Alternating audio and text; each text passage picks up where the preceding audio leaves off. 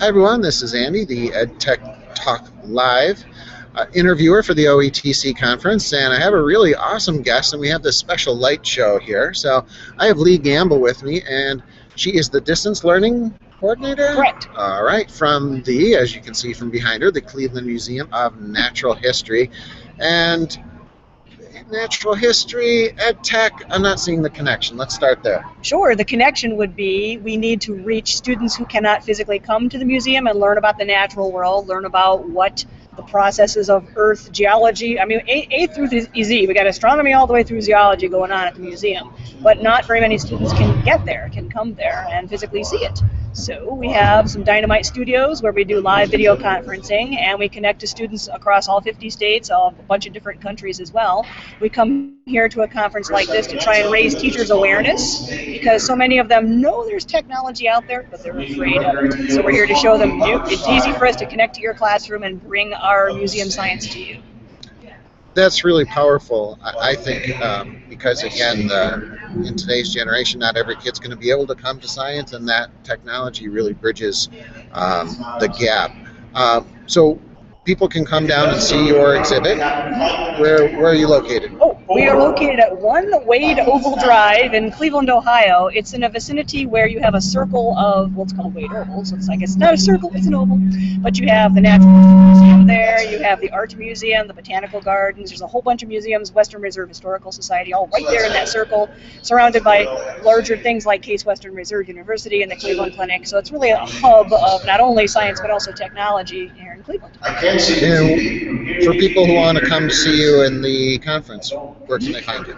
We are located just pretty much directly next to on-site registration, and then just if you walk in the door slightly to the left of the, if you've pre-registered, when you check in there, if you turn left, you can find us right next to the on-site registration. It's a great place to be because we're right where people are coming in. And what kind of information are you going to be passing out to folks? Oh man, I've got all kinds of stuff. We brought lots and lots of specimens. As an example, this bobcat skull, scary, to show teachers that when you get a program from us, it's not just a talking head on a screen. We send a kit of actual specimens to the school, and that way the kids have their hands on real objects from a museum to enhance that learning process. Because if it was just face on a screen, I wouldn't pay attention to me. But the objects really bring the science to life. So I've got a whole bunch of stuff to show teachers how we do our programming, and also that we have free programs available for all schools in Ohio from the ODE. So we're trying very much to get those programs available to teachers as much as we can. And these are these free? Are they paid for? We do have funding now for free programs for any school in Ohio, and we'll keep giving them away until the funding runs out. And our big quest is to get all 88 Ohio counties under our belt. Since last year we achieved teaching to all 50 states, we thought, man, now we got to bring it back closer to home. So if you're from a southern county, come see me. Good. Well, and as funding goes, the more people use it, it usually gets refunded. Correct. So Absolutely. Yeah, definitely a good thing, and a great way to just connect with people. So I hope people will come down and stop and see you. It's a great cause and some great learning. You can come and explore with. Don't make me come find you and use this. Or maybe it could be a bonus round. If you know the name of this bone, extra free program. How about that? That was very humorous. Or was it a humorous? Oh, so close. So close. All right, so now it's time for the Speed Geek questions. As we, these. I've already warned Andy. I'm a user, not a programmer. I may fail miserably. Hit the button and let's see. You can't see it, but it's going around. There, now you can see it. Favorite EdTech blog? I told you this one was going to be a tough one. Yeah, that is a tough one. That was probably the toughest one of mine. At the museum. People come to me to ask how to work on their computers and stuff. So how about that? That's my favorite. So you have your own blog? Well, it's not a blog. It's just me.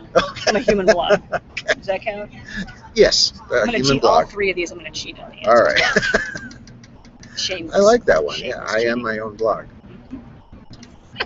You can't see these options, but they're pretty funny. Yes, okay. So Gryffindor or Slytherin? Definitely Slytherin. I own a python. I have to be a part of Slytherin. Yeah. Okay, that makes perfect sense to me. And one more.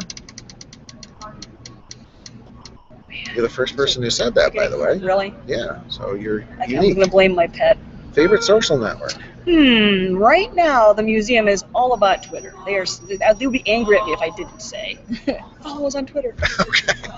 Well, I will tag you on Twitter, and you can see this interview. And come on down and see us, Exhibit Hall D. Thanks, Lee. My pleasure.